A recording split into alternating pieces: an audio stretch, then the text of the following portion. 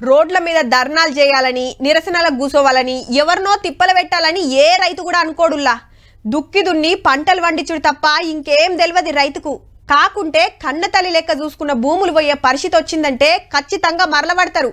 కానీ గా కోపం సర్కార్ మీద కాదు అట్లాని ఆఫీసర్ల మీద కాదు వాళ్ళ బాధలు చెప్పుకునే పోరాటం గంతే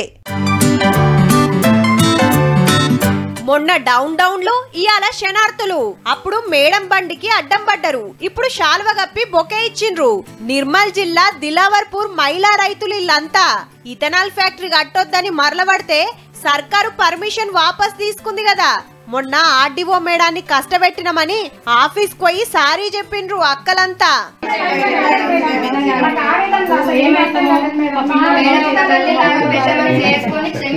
ఇథనాల్ ఫ్యాక్టరీ పర్మిషన్ వాపస్ తీసుకున్నందుకు మొన్న సీఎం సార్ ఫోటోలకు పాలాభిషేకం చేస్తే ఇప్పుడు ఆర్డీఓ మేడాన్ని కలిసి గిట్లా థ్యాంక్స్ చెప్పిండ్రు భూములు పోతాయని ఆ టైంకు బాధ తప్ప